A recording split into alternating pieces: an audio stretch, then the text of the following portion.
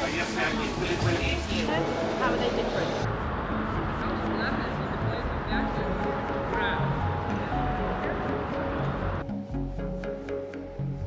So there's a bucket inside the room.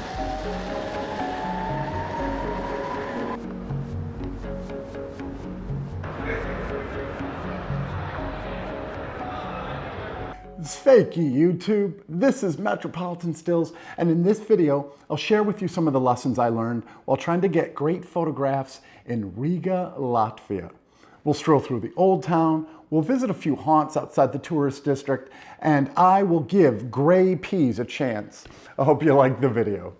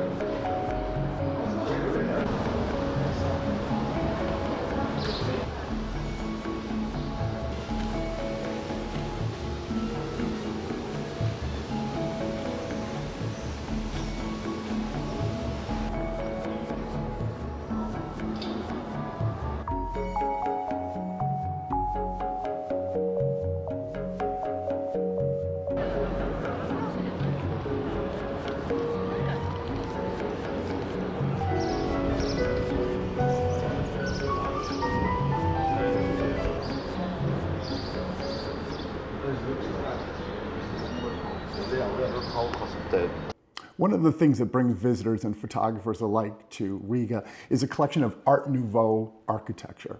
Art Nouveau, easier to say than to spell, is a design language that leans heavily into ornamentation. 1/3 of the buildings in the city center use Art Nouveau architecture, and it is the largest collection of that style in all of Europe. This backdrop means it is nearly impossible to get a bad photo in town. I say nearly impossible because I still manage to get a few bad photos because that's my talent.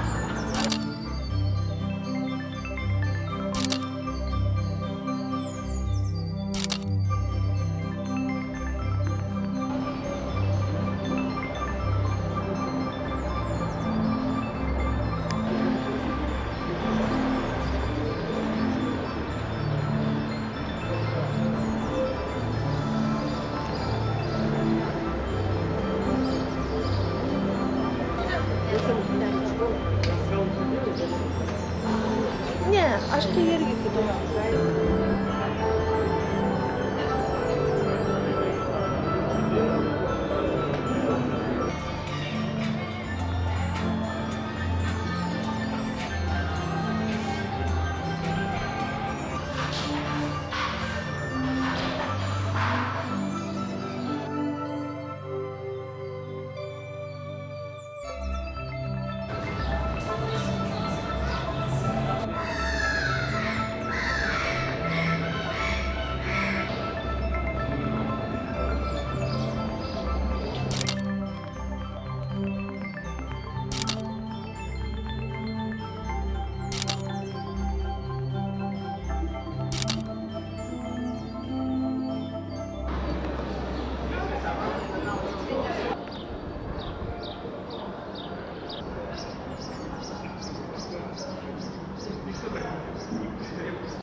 The hero shot, featured in most of the internet's photos of the town, is the House of Blackheads.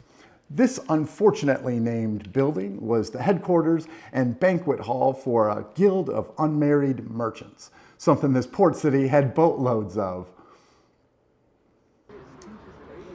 The guild was known for its wild celebrations, and outside the House of Blackheads is the spot where they decorated the very first Christmas tree in 1510.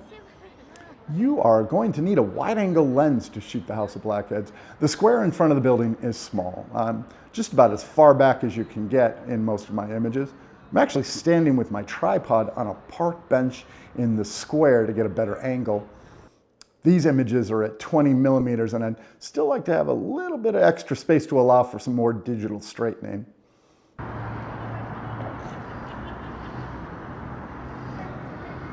Just a 14-minute walk outside the Old Town is the Riga Central Market.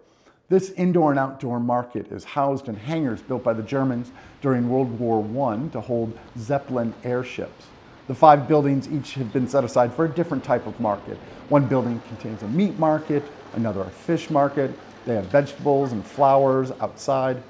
The market has over 3,000 vendor stalls and claims to be the largest in Europe.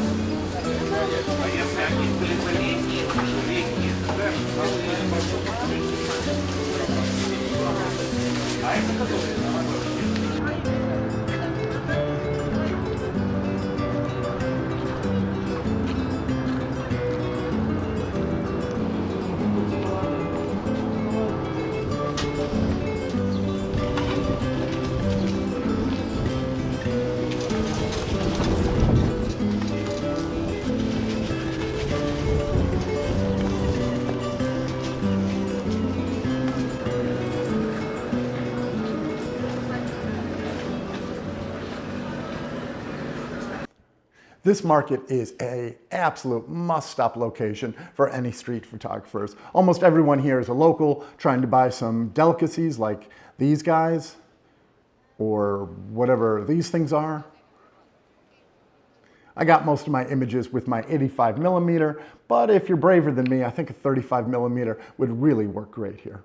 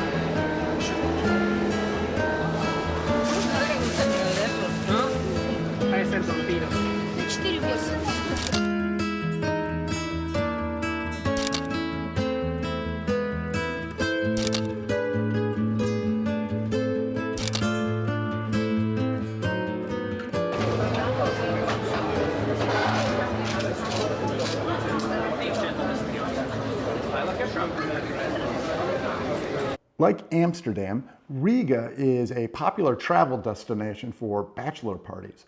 So on the weekends, expect the streets to be filled with large groups of intoxicated young people. And man, I miss being an intoxicated young person. However, if you're there midweek, you're going to find very quiet streets for photos. I was there in the high season, mid-June, and once the sun went down, streets cleared out, and I had no problems getting photos like these.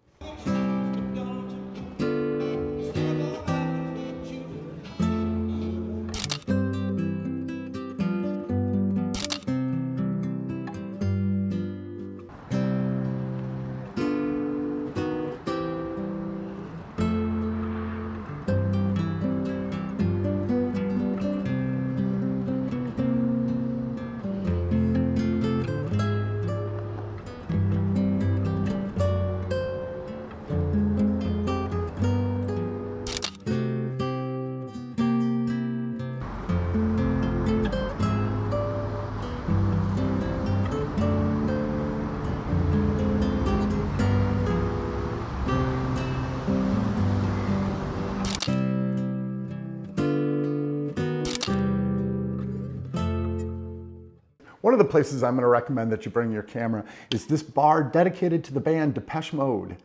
Now I know what you're thinking. I'm more of a Tears for Fears fan, familiar faces, worn out places kind of guy. I know, who isn't? But it's not the bar I recommend, it's actually just the location. Right out front of that bar is a really cool building. Kind of looks like it's fallen down, but it makes for some good photos. And then around the corner from there is what's known as the Three Brothers, which is three very famous buildings that date back to the medieval period. Now, I don't actually have much photo or video of the Three Brothers because I didn't get to watch this video before I went there, and I didn't even know they were famous. I did have problems trying to photograph that block because there is really a lack of space. So make certain to have that 12 to 24 millimeter lens that you bought because you thought it would be good for landscapes.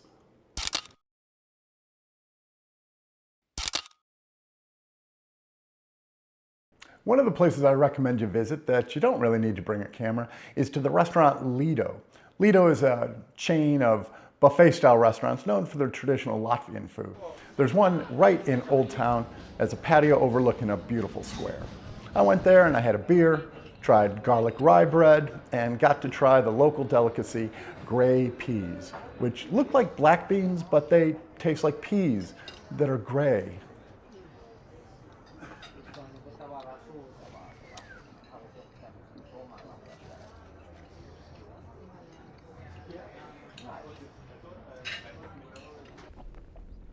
My last location on the way out of town was the notorious Corner House, more formally known as the Museum of the Occupation of Latvia, or the KGB Museum.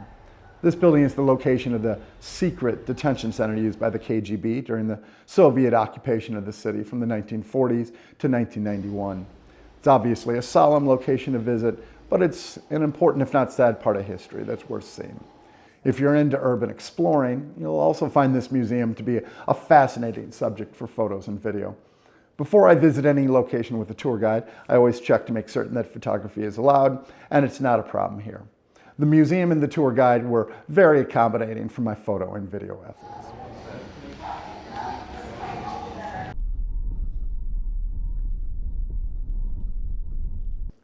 Well, that has been my trip to Riga, Latvia. Hopefully you liked the video. In my next video, I'm going to be taking a late night stroll through the rain in downtown Tokyo. So if you're into travel and photography, hopefully you'll subscribe to the channel. Paul Diaz.